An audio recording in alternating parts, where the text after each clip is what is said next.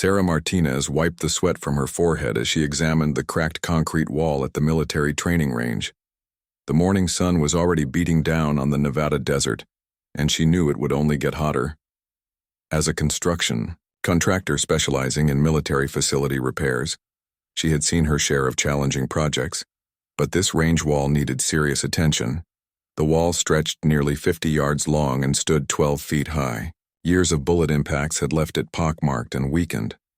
Several sections showed deep cracks that threatened the structural integrity.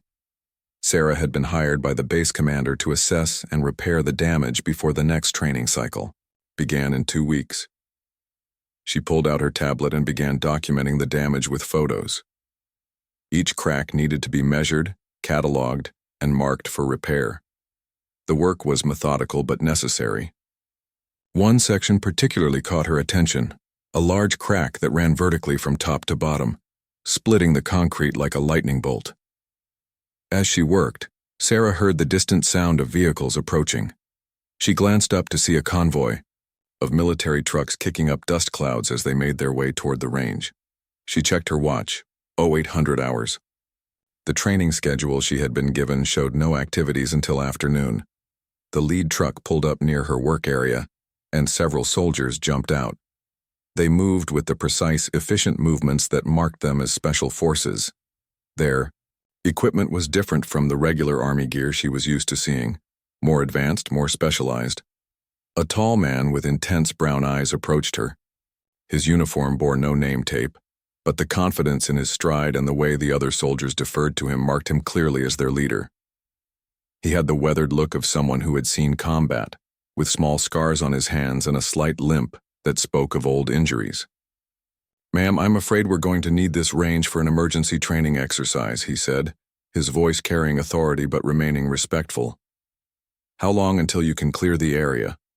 Sarah looked at her equipment scattered around the base of the wall, then back at the soldier.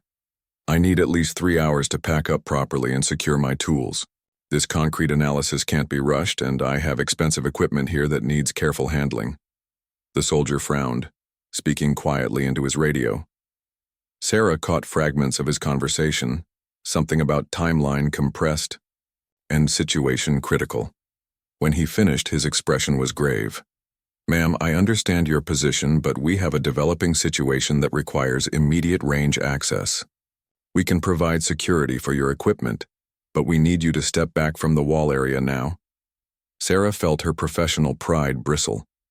She had been in construction for 15 years, working on everything from schools to military installations. She knew her job and didn't appreciate being rushed regardless of who was asking. "Look, I understand you have training to do, but I have a contract to complete this assessment. The base commander specifically told me I had priority use of this range until 1400 hours.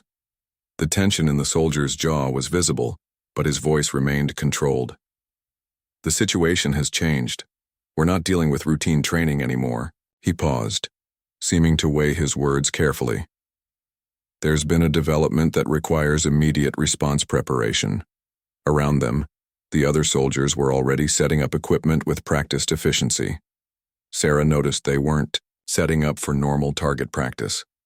The gear looked more sophisticated, communication equipment, laptops, and weapons she didn't recognize. Whatever this was, it wasn't standard training. She began gathering her tools, moving deliberately, rather than rushing. If these soldiers thought they could just push her around because she was a civilian contractor, they had another thing coming. She had worked with military personnel long enough to know that standing her ground respectfully usually earned their respect in return. As she packed her measuring equipment, Sarah noticed one of the soldiers, a younger man with nervous energy, kept glancing at his watch and then toward the horizon. His anxiety was palpable, and it began to affect her own sense of calm. "Ma'am," the leader said, approaching her again, "I need to ask you to move at least 50 yards back from the wall. We're going to be conducting live fire exercises, and the safety protocols require." He stopped mid-sentence as his radio crackled with urgent chatter. Sarah couldn't make out most of it, but she heard "confirmed sighting" and "ETA 15 minutes" clearly. The soldier's demeanor changed instantly. The professional courtesy remained, but underneath it, Sarah could see the sharp focus of someone shifting into combat mode. He spoke rapidly into his radio, then turned back to her with new urgency. "Ma'am, I need you to understand something. We just received intelligence about a possible threat to this facility. I can't give you details, but this is no longer about scheduling conflicts or contracts. We need this area cleared immediately for operational security reasons." Sarah looked around at the soldiers, noting how their movements had become faster, more purposeful. Equipment that had been casually placed was now being positioned with tactical precision. The nervous young soldier was now checking his weapon, with the focused attention of someone preparing for potential combat. Despite her irritation at being displaced from her work, Sarah began to understand that something serious was happening. These weren't soldiers playing training games. They were professionals preparing for a real threat. The weight of that realization settled over her as she quickened her packing pace. The leader watched her work for a moment, then made a decision. "Johnson, help the lady with her equipment. Martinez, get those sensors online. We need to know the moment anything approaches this range." As the soldier named Johnson approached to help with her tools, Sarah caught sight of something that made her blood run cold. In the distance, barely visible through the heat shimmer, she could see a small aircraft flying low and fast toward their position. It wasn't following normal flight patterns, and something about its approach seemed deliberately evasive. The leader followed her gaze and immediately barked orders to his team. Whatever was coming their way, these soldiers were about to face it head-on. And Sarah Martinez, who had simply come to fix a cracked wall, was about to find herself in the middle of something far more dangerous than construction work. The aircraft Sarah had spotted was moving fast and low, weaving between the desert hills in a pattern that clearly indicated hostile intent. The lead soldier, who had introduced himself only as commander, was now speaking rapidly into multiple communication devices while his team took defensive positions around the range. "Ma'am, I need you to get behind that concrete barrier over there," Commander said, pointing to a reinforced structure about 30 yards away. "Stay low and don't move until I give you the all clear." Sarah grabbed her most essential tools and ran for cover, her heart pounding as the reality of the situation hit her. This was no training exercise. The desert air, which had seemed peaceful minutes earlier, now felt charged with tension and danger. From her position behind the barrier, she watched the soldiers transform the training range into a defensive position. They moved with incredible speed and precision, setting up what looked like anti-aircraft equipment and communication arrays. The nervous young soldier from earlier was now manning a sophisticated-looking weapon system, his earlier anxiety replaced by focused determination. The approaching aircraft was close enough now that Sarah could hear its engines, a distinctive, whining sound that didn't match any civilian aircraft she knew. Commander was coordinating with someone over his radio, receiving what sounded like intelligence updates about the threat. Confirmed hostile. Unknown aircraft, possibly carrying surveillance equipment or worse, she heard him report. "We have one civilian contractor on site secured behind cover, requesting immediate backup and air support." The response from his radio was crackling and urgent, but Sarah couldn't make out the words. Whatever was being said, it made Commander's expression even more grim. He turned to his team and gave a series of hand signals that sent them scrambling to new positions. Johnson, the soldier who had helped with her equipment, appeared beside her behind the barrier. "Ma'am, I need you to stay down and follow my lead. If I tell you to move, don't ask questions, just do it. We're trained for this, but having a civilian in the area complicates things."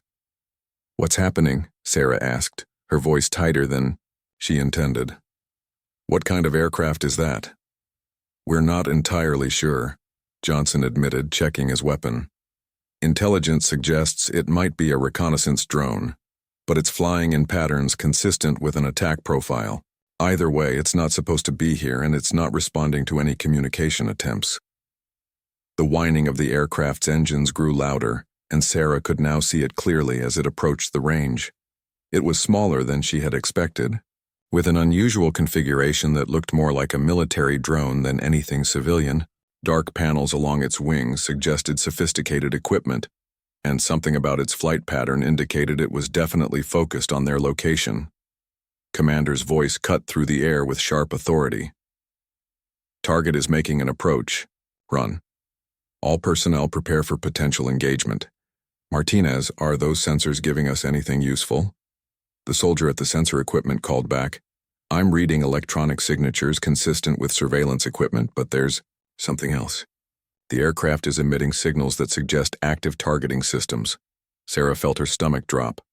Targeting systems meant this wasn't just surveillance. This aircraft might be preparing to attack.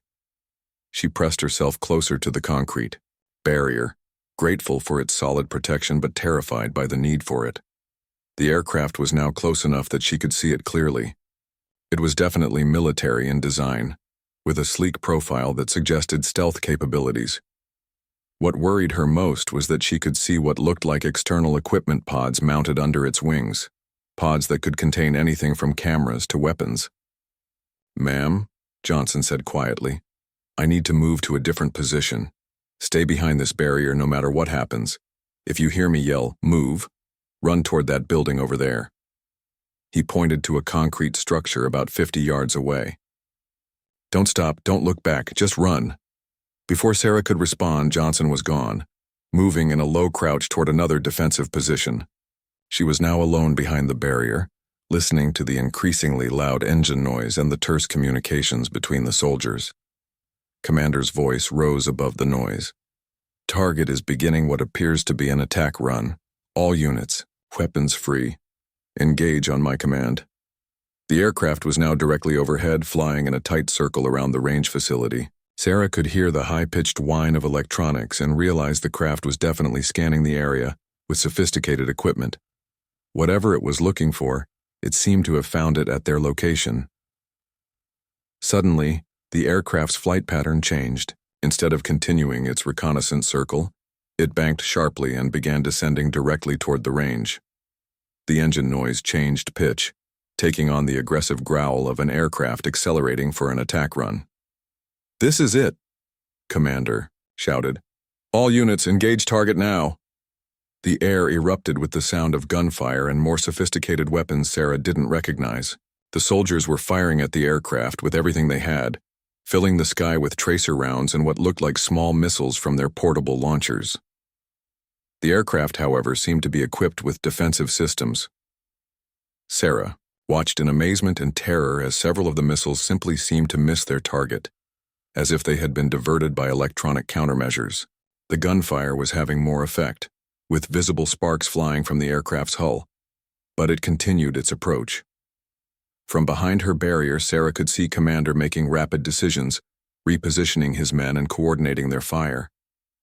Despite the chaos around him, he remained calm and focused, calling out orders and adjustments to their defensive strategy.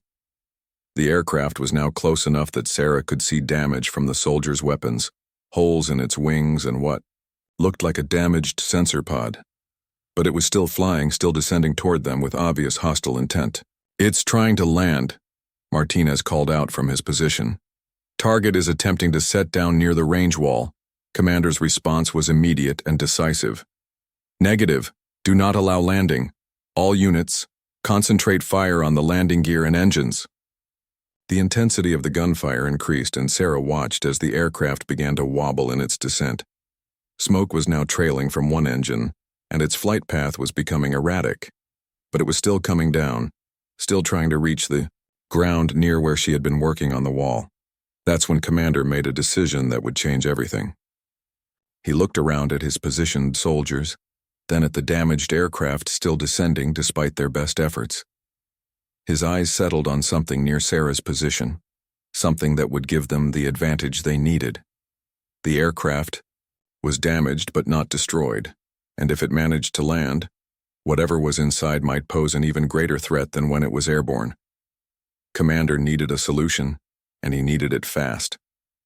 His gaze moved from the aircraft to his soldiers, then to the construction equipment Sarah had been using, and finally to Sarah herself. In that moment, Commander realized that sometimes the most unexpected people in the most ordinary situations become the key to solving extraordinary problems. The damaged aircraft was descending rapidly now, black smoke pouring from its left engine as it struggled to maintain control. Despite the intense gunfire from Commander's team, the craft was still airborne and heading directly toward the area where Sarah had been working on the range wall. The pilot, whether human or automated system, seemed determined to reach that specific location. Commander quickly assessed the tactical situation. His soldiers were well positioned and fighting effectively, but their portable weapons weren't designed to bring down aircraft. They needed something with more stopping power, and they needed it immediately. The aircraft would be on the ground in less than 60 seconds. That's when Commander noticed Sarah's construction equipment positioned near the wall. Among her tools was something that caught his experienced eye, a concrete cutting tool that used high-pressure water mixed with abrasive materials. More importantly, he spotted her laser measurement device, a sophisticated piece of equipment used for precision construction work. "Johnson," Commander shouted over the gunfire, "get to the contractor's position and bring me that laser device, the one that looks like a rifle scope." Sarah watched from behind her barrier as Johnson sprinted across the open ground, dodging debris as the aircraft's damaged engines began dropping pieces of metal. The sound was deafening now, a combination of gunfire, shouting soldiers, and the screaming whine of the aircraft's failing systems. The aircraft was close enough now that Sarah could see into what appeared to be a cockpit window. But instead of a pilot, she saw banks of electronic equipment and what looked like automated systems. This was a drone, but unlike any she had seen on the news. It was larger, more sophisticated, and clearly designed for military operations. Johnson reached her position and quickly grabbed her laser measurement device. "Ma'am, Commander needs to borrow this. What's its maximum range?" "About 800 yards for precise measurements," Sarah replied, having to shout over the noise. "But why does he need a construction tool in the middle of a firefight?" "Trust me, the commander knows what he's doing," Johnson said, already running back toward the action. Commander took the laser device and quickly examined its controls. Sarah watched as he made rapid adjustments, his fingers moving with the confidence of someone who understood precision equipment. He was treating her construction laser like a targeting device, and suddenly Sarah realized why. The aircraft was now less than 200 feet above the ground, and slowing for what appeared to be a landing approach. Its damaged state was obvious: smoke, visible holes in the fuselage, and erratic flight control. But it was still operational, and whatever its mission was, it seemed determined to complete it. "Martinez," Commander called out, "I need you to slave your targeting system to this laser designation. Can your equipment lock onto a laser paint?" "Affirmative," Martinez responded from his weapons station, ready to receive laser guidance. Sarah began to understand what Commander was planning. He was going to use her precision construction laser to paint the target for Martinez's more sophisticated weapon system. It was an improvised solution that combined civilian construction technology with military hardware. Commander positioned himself with a clear line of sight to the aircraft and activated Sarah's laser device. The invisible beam, designed to measure construction angles and distances, was now being used as a targeting laser for military weapons. Sarah watched as he made fine adjustments, tracking the moving aircraft with steady precision. "Target is painted," Commander announced. "Martinez, do you have lock on?" "Confirmed, I have laser lock on target," Martinez replied. "Ready to fire on your command." The aircraft was now close enough that Sarah could see individual components and equipment details. Whatever this drone was designed to do, it was clearly sophisticated and expensive. Its approach to their specific location couldn't be coincidental. It had been sent here for a reason. "Fire," Commander ordered. Martinez's weapon system engaged with a sound unlike the small arms fire from earlier. This was a precision-guided munition designed to home in on laser-designated targets. The missile streaked across the desert sky, following the invisible laser beam from Sarah's construction equipment directly to the aircraft. The impact was immediate and devastating. The aircraft erupted in a ball of flame and debris, pieces of metal and electronic equipment scattering across the desert. The explosion was so close that Sarah felt the heat wave wash over her position, and the sound was like thunder directly overhead. But as the smoke cleared, Commander's expression remained tense. "Johnson, Martinez, secure the crash site immediately. Full hazmat protocols. We don't know what that thing was carrying." Sarah watched as the soldiers approached the wreckage with extreme caution, using specialized equipment to scan for chemical, biological, or radiological hazards. Whatever this aircraft had been, it wasn't just conducting surveillance. The precautions being taken suggested it might have been carrying dangerous materials. "Ma'am," Commander said, approaching Sarah's position, "I need to ask you some questions about your work here today. This aircraft appeared to be specifically targeting the section of wall you were examining." Sarah thought back to her morning's work, trying to remember anything unusual. "I was just doing routine damage assessment, taking measurements, photographing cracks, the standard procedure for concrete repair projects." "Show me exactly where you were working when we arrived," Commander requested. Sarah led him to the section of wall where she had been focusing her attention. The area was now littered with debris from the crashed aircraft, but the wall section itself was intact. She pointed to the large vertical crack that had caught her attention earlier. Commander examined the crack carefully, then used his own equipment to scan the area. His scanner began beeping rapidly as he moved along the damaged section of wall. "Ma'am, this crack isn't just structural damage," he said grimly. "My equipment is detecting artificial materials behind this wall section. There's something inside the wall that shouldn't be there." Sarah stared at the crack with new understanding.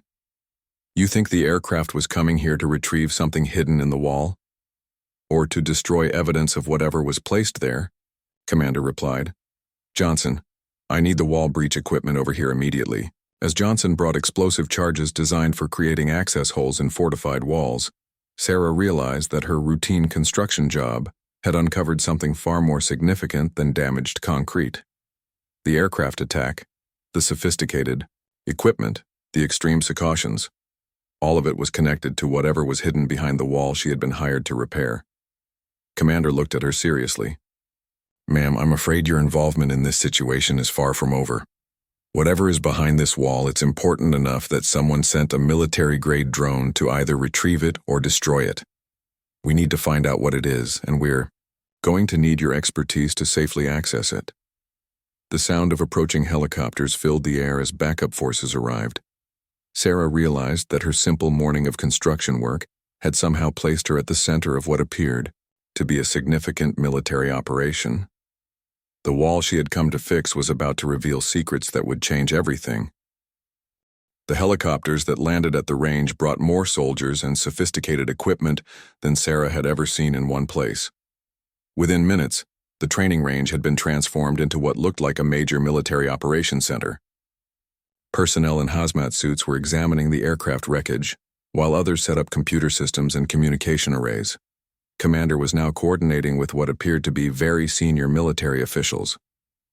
Sarah caught glimpses of their conversations, mentions of security breach, compromised assets, and need-to-know basis. Whatever was hidden in the wall she had been examining was clearly more important than anyone had initially realized. New figure approached, a woman in her 40s wearing the uniform of a full colonel. She had the bearing of someone accustomed to command and the intense focus of someone dealing with a crisis situation. When she spoke to Commander, her tone was urgent but controlled. "Commander, what's the situation with the civilian contractor?" "Colonel," she discovered the wall anomaly during routine repair assessment. Her laser equipment was instrumental in taking down the hostile aircraft. She has extensive knowledge of this wall's construction and structural details. The colonel studied Sarah with calculating eyes. "Ms. Martinez, I'm Colonel Harrison. I need to explain something to you, and I need your word that this conversation remains classified at the highest levels." Sarah nodded, understanding that she had moved far beyond normal civilian contractor involvement. "I understand, Colonel. This training range was constructed 15 years ago as part of a joint military-civilian research project. Certain experimental materials and equipment were incorporated into the construction for testing purposes. What you identified as structural damage may actually be deliberate access points for retrieving those materials." Colonel Harrison gestured toward the wall section. "The aircraft that attacked this position was attempting to either recover or destroy evidence of that research project. The fact that it targeted the exact section you were examining suggests that someone with detailed knowledge of the project provided the intelligence." Sarah looked at the crack in the wall with new understanding. "So this isn't just structural damage from bullet impacts?" "No. Based on your photographs and measurements, we believe you've located one of the original access points that was sealed after the project concluded. The problem is our records from that time period are incomplete. We need to know what's behind that wall. Commander approached with additional equipment. Colonel, the breach charges are ready, but given the unknown nature of what's inside, we recommend a more surgical approach. Ms. Martinez's construction expertise could help us create a controlled access point. Sarah examined the wall section again, this time looking at it as an engineer rather than just a contractor assessing damage.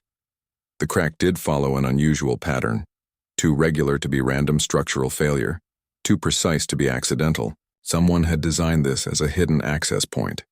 If this was meant to be open, she said, there should be structural weak points built into the design. Let me use my ground-penetrating radar to map what's behind the wall before we start cutting. Colonel Harrison nodded approval.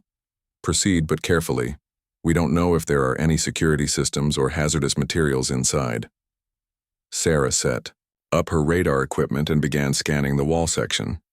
The images that appeared on her screen were unlike anything she had seen in normal construction work. Behind the concrete was a large void space approximately 10 feet wide and 8 feet tall. Inside that space, the radar was detecting multiple objects of varying sizes and densities. Colonel, there's definitely a room behind this wall. I'm seeing what looks like equipment, storage containers, and something large that might be a vehicle or machinery. The soldiers around them exchanged meaningful glances. Colonel Harrison spoke quietly into her radio, then returned her attention to the wall.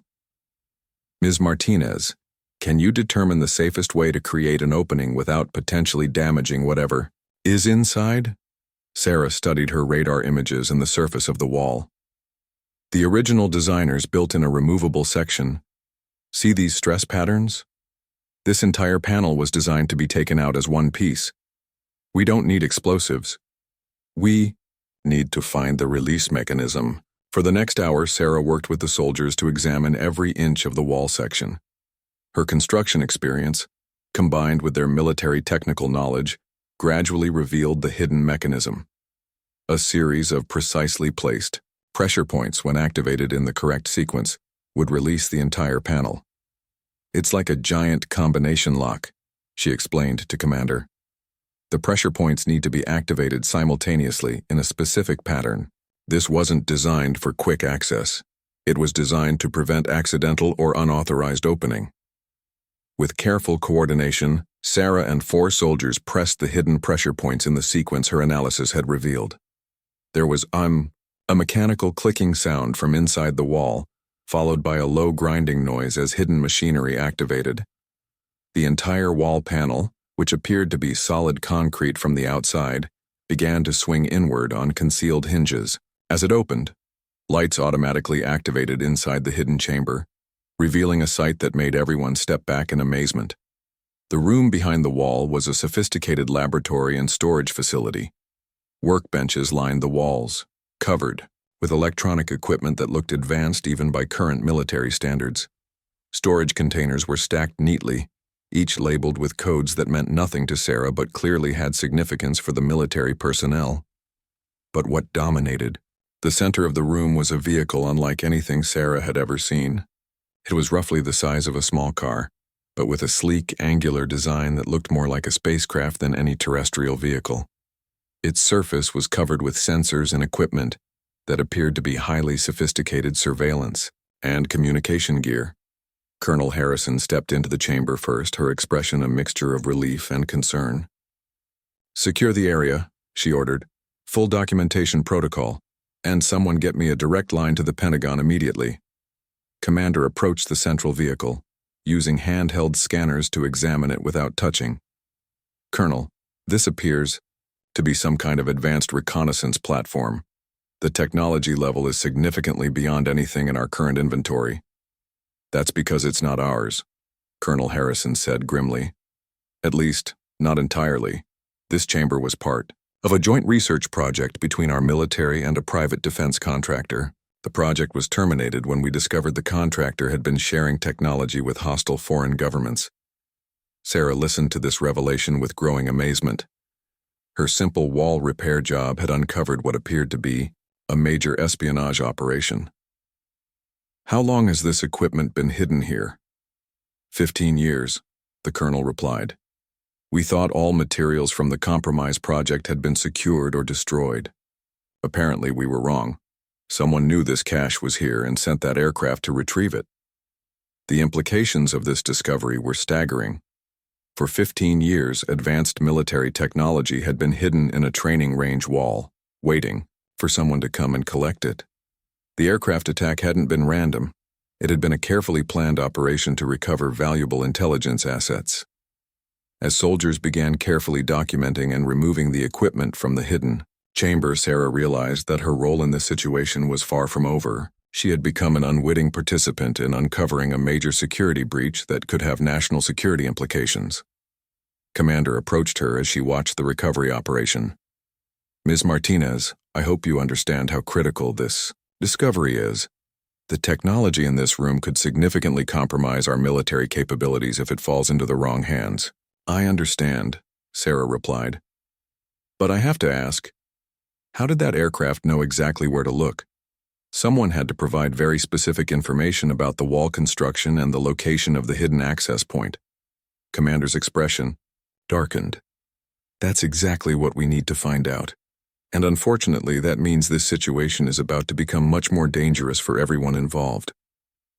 The recovery operation continued through the afternoon, with specialists carefully removing and cataloging each piece of equipment from the hidden chamber. Sarah found herself in the unusual position of being both a key witness and a technical consultant, helping the military personnel understand the construction aspects of how the chamber had been concealed. As she worked alongside the soldiers, Sarah noticed something troubling. Every piece of equipment being removed from the chamber was photographed and documented, but she observed that some serial numbers and identification markings appeared to have been recently altered or removed. This wasn't just old, forgotten equipment. Someone had been maintaining and preparing it for removal. Colonel Harrison was coordinating multiple operations simultaneously, analyzing the recovered equipment, investigating the aircraft attack, and trying to determine how the hidden chamber's location had been compromised. Her stress was evident as she moved between different groups of specialists, each providing her with pieces of a puzzle that was becoming increasingly complex. "Ms. Martinez," the colonel approached Sarah as she examined the construction details of the hidden chamber. "I need your professional opinion about something. Based on your experience with this type of construction, when do you think someone last accessed this chamber?" Sarah examined the hinges, the lighting system, and the overall condition of the chamber's interior. "Colonel, this room has been accessed recently. The lighting system has been upgraded with LED bulbs. That's technology that wasn't available when this was originally constructed. The air filtration system is running, and the equipment shows signs of regular maintenance." This confirmation of Sarah's suspicions sent a visible shock through Colonel Harrison. "You're certain about this?" "Absolutely. Someone has been coming into this chamber regularly, probably within the last few months. They've been maintaining the equipment and preparing it for removal. This wasn't a forgotten storage room. It was an active cache waiting for pickup." Commander, who had been coordinating the security perimeter, joined their conversation with urgent news. "Colonel, we've completed analysis of the aircraft debris. The navigation system contained recently updated GPS coordinates that pinpoint this exact location. More concerning, the aircraft's communication system had been in contact with someone using military-grade encryption as recently as this morning. The implications were clear and alarming. The aircraft attack wasn't an opportunistic attempt to retrieve forgotten equipment. It was part of an ongoing operation involving someone with current access to military communication systems and detailed knowledge of the hidden chamber's location and contents. "We have an insider," Colonel Harrison stated grimly. "Someone with high-level clearance has been operating this cache and coordinating its retrieval. The question is whether they're acting alone or as part of a larger network." Sarah watched as the colonel's team began implementing what appeared to be enhanced security protocols. Additional soldiers arrived to expand the perimeter, and she noticed that everyone's communication devices were being replaced with different equipment, presumably to prevent further security breaches. "Ma'am?" Johnson approached Sarah with a troubled expression. "Commander needs you to examine something specific in the chamber. We found something that might help us identify who's been accessing this facility." Sarah followed Johnson back into the hidden room, where Commander was examining a workbench covered with technical diagrams and construction plans. The papers were recent printouts, not 15-year-old originals, and they showed detailed modification plans for the chamber's concealment systems. These plans show proposed improvements to the chamber's security and concealment, Commander explained. Someone has been planning to make this cache even more difficult to detect.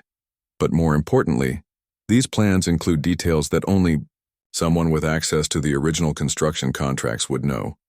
Sarah studied the technical drawings, recognizing the professional quality of the work. These were prepared by someone with advanced engineering knowledge and access to the original construction specifications. This isn't amateur work. Whoever did this has professional-level expertise in both construction and military security systems. As she examined the plans more closely, Sarah noticed something that made her blood run cold. In the corner of several drawings was a small logo, the same logo that appeared on her own construction company's official documents. Someone had been using her company's technical drawing templates and possibly her company's access to military construction records. "Commander," she said urgently, "these drawings were prepared using my company's design software and templates. Someone has been accessing my company's computer systems and construction databases." Commander immediately understood the implications. "Ms. Martinez, I need a complete list of everyone who has access to your company's systems and records. This includes employees, subcontractors, and anyone who might have technical or administrative access to your files." Sarah's mind raced through the possibilities. Her small construction company only employed 12 people, and she knew all of them personally. The idea that one of her employees could be involved in espionage was difficult to accept, but the evidence was undeniable. "There's something else," she said, remembering a detail that had seemed unimportant earlier. 6 months ago, we were approached by a new client who wanted to hire us for a series of military facility assessments. They specifically requested our historical records of previous military construction projects. I thought it was just due diligence, but now— "Who is this client?" Commander asked intently. "A company called Advanced Infrastructure Solutions. They said they were a new defense contractor looking to understand the construction standards for military facilities. They paid us a substantial consulting fee for access to our project archives and technical specifications." Commander and Colonel Harrison exchanged meaningful looks. "Ms. Martinez, I don't think Advanced Infrastructure Solutions is a legitimate defense contractor. I think they're the front organization for whoever has been operating this cache." The realization that her own company had unknowingly provided the technical information needed to access and maintain the hidden chamber was devastating. Sarah felt personally responsible for the security breach even though she had acted in good faith based on what appeared to be a legitimate business request. Colonel Harrison approached with additional disturbing news. "We've run preliminary checks on Advanced Infrastructure Solutions. The company exists on paper, but their listed address is a post office box, and their supposed corporate officers appear to be fictitious identities. This was a sophisticated intelligence operation designed specifically to gain access to construction records for military facilities." "How many other military construction projects did they gain access to through my company?" Sarah asked, dreading the answer. "We're still investigating, but potentially dozens. Your company has worked on military facilities across the western United States over the past 15 years. If they gained access to all of your project records, they could have intelligence on military installations from California to Colorado." The scope of the security breach was staggering. What had started as a simple aircraft attack on a training range had revealed an espionage operation that potentially compromised military facilities across multiple states. Sarah's construction company had been unknowingly used as a source